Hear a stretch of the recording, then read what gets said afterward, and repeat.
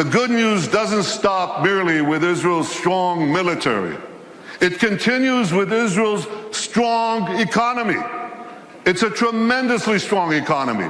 And I'll tell you, we made it stronger by moving Israel to free market principles, which unleashed the spark of genius embedded in our people into innovation, entrepreneurship. And there's a revolution taking place. This couldn't happen at the better time. Look at the 10 leading companies in 2006. 5 energy companies, one IT company, Microsoft. And a mere 10 years later, 2016, a blink of an eye in historical terms, it's completely reversed. 5 IT companies, 1 energy company left. The true wealth is in innovation. You know these companies, Apple, Google, Microsoft, Amazon, Facebook. Guess what? They all have research centers in Israel. All of them. Major research centers. And they're not alone. There are hundreds more. And there's a reason. Something is going on.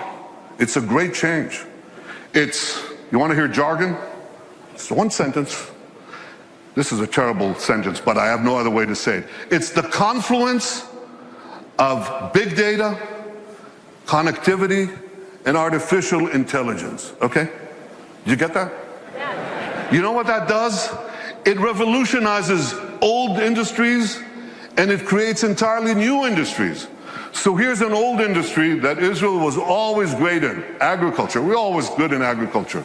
But now we have precision agriculture. You know what that is? See that drone in the sky? He's connected to a big database. And there are sensors in the field. And in the field, there's drip irrigation and drip fertilization.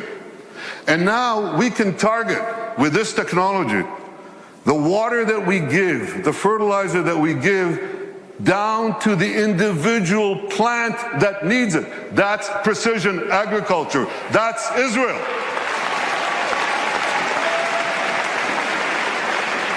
Unbelievable. You know, we were always good in water. I want you to see how good we are. So we recycle almost 90% of our wastewater. The next country with less than 20% is Spain. You can see how Israel, what it does for water, what it does for the environment. So when you take these two things, agriculture and water, and the other technologies that we apply in both, we can change the world. We are. We are. I just heard about an African woman in Africa has to walk 8 hours a day to give water to her children. 4 hours one way to a well, 4 hours back. And a young Israeli company brought in this technology that improves on Moses. Remember Moses? He brought water from a rock. They bring water from thin air. They bring water to Africa, to millions of people in Africa. Israeli technology. And I was just recently in India. That's my friend, Prime Minister Narendra Modi. Great friend. I'm showing him cherry tomatoes. This is in Gujarat, India. This is Israeli technology. And what I heard there was fantastic. Farmers came from the region. There's an experimental farm there and a place where Israel gives technology know-how to Indian farmers. 65% of India's population are farmers. And one farmer after the other gets up and says, because of Israeli technology, I've increased my crop yields and my income 3 times, 4 times, 5 times. Israel is changing the world in India, in Asia, in Africa, in Latin America, everywhere. These are the old industries. Now there are new industries. Israel is literally, how can I say this? Israel is literally driving the world. I'm talking about autonomous vehicles. Israel is a world leader in autonomous vehicles. 500 tech companies that sprang out almost instantaneously. And one of them, Mobileye, up there on the left, was just sold to Intel for the paltry sum of $15 billion. But the interesting thing is that Intel said to them, Here are the keys to our 30 worldwide autonomous vehicle businesses. You run it. Israeli technology is driving the world. And one last industry, there are many more, but one more that you're all familiar with. You have bank accounts? You should.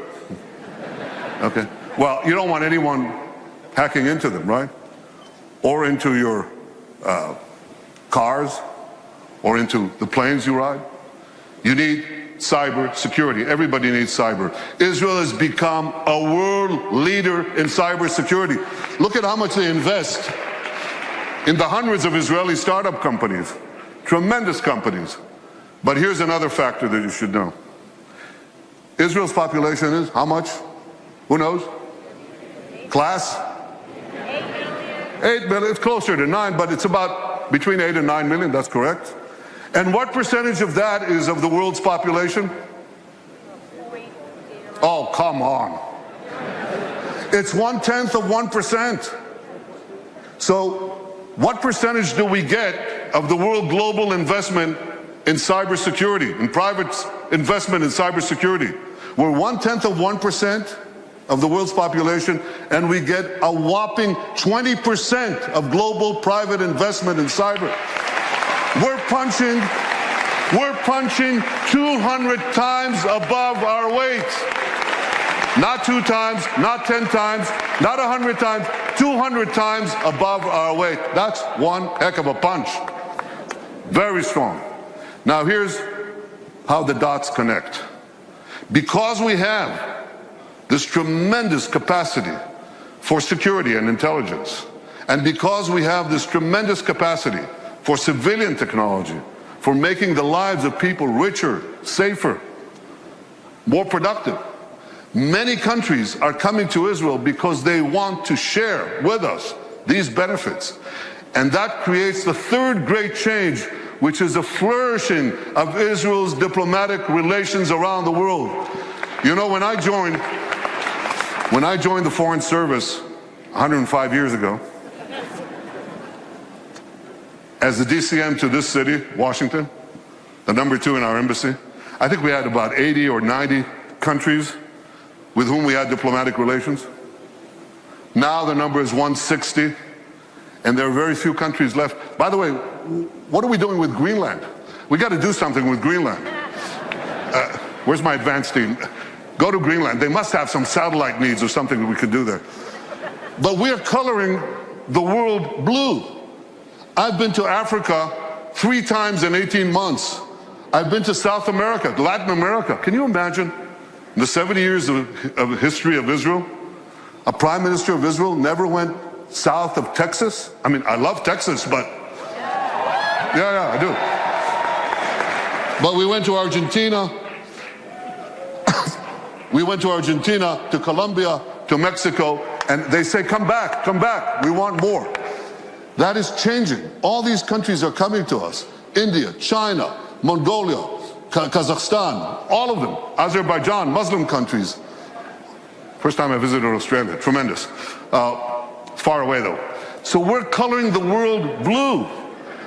And you know what? The numbers, you remember people talked about Israel's isolation? You remember that? Israel's isolation? Pretty soon, the countries that don't have relations with us, they're going to be isolated.